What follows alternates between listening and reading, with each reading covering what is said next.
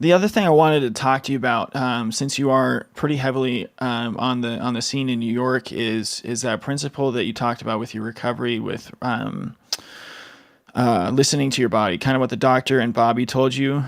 Mhm. That's a principle that doesn't just apply to when you hurt yourself, right? That applies Yeah. to when you're playing, your third gig of the day, right? And Mhm. things are starting to get tired. And so I'm curious if you had any, or still have any practices or kind of, I guess, a way that you think about or gauge how your body is feeling, and then how you deal with that, right? When you feel like I need to take a break. Sometimes that's hard. Mhm. I imagine that's kind of can be hard to do from Yeah. a mental stand or a psychological standpoint because it is your Oh yeah. livelihood, right? Oh Gigging is yeah. your livelihood.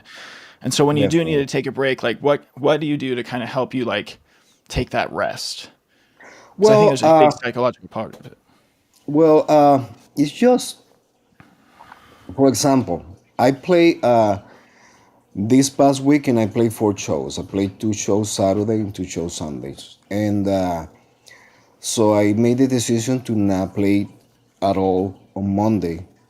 Okay, and in on Tuesday I started it take me a long it, I mean it's taking me a longer time to warm up, which that's the most uh, believe it or not, that's the most difficult part. When you're a professional and you're just trying to warm up during the 5 or 10 minutes maximum, because that's or not even a half hour. I mean, because Mm-hmm. I've been playing for so many years that I already know what works for me and what not works for me. So I know myself how to, but I'm noticing that is taking more a longer time for warm up. So that's basically what I'm doing. I mean, if I play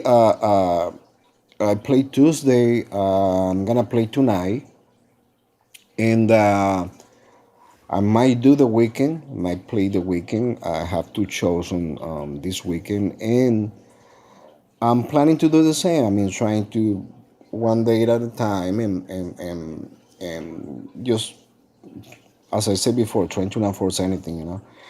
And what I've been doing is I implement a lot of the barbecue, the floating exercises that he Mm-hmm. gave me years ago. It's just Mm-hmm. do this for about, I don't know, 10, 15 minutes, trying to figure out where my chops are, trying to do how my bossing is doing. And I mentioned that I'm using a bigger mouthpiece now. I'm using a Mm-hmm. wider rim, a little more deep in the mouthpiece. And because at this point I can play with my lead mouthpiece. I mean, and I don't know what happened, but I feel like my sound is getting better. I getting the endurance. I don't feel like I have 100% endurance, but I'm getting to that point, and but I believe a wider rim and a deeper cup is helping me a lot to recover also as well.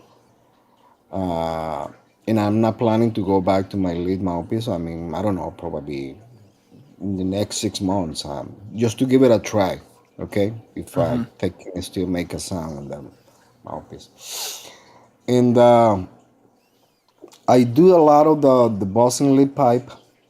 I started doing a lot of bossing lead pipe and trying to now just trying to let my the air go through without uh, s- uh any any using your tongue, just the air, Mm-hmm. just Yeah. and trying to produce a sound on the instrument. So and I noticed that I'm getting more and more every day. I'm getting more response from my chops, from my lip. So Mm-hmm. that's basically what I've been doing, and I'm listening. I think that I'm listening more now on my body than I that before, because when you get in the morning, you already know what you're gonna do. You get in the shower, you you do this, and then you're gonna play Hmm. your show in a half hour or an hour, and then okay, you know what worked for you and what not, you know. But now I'm starting listening more my body, and okay, I think this is working. This is gonna be fine. So I think Hmm. what I'm doing is working for me. So That's awesome. again, that's working for me. I don't know. It's not gonna work for anybody else. I mean, everybody has a different approach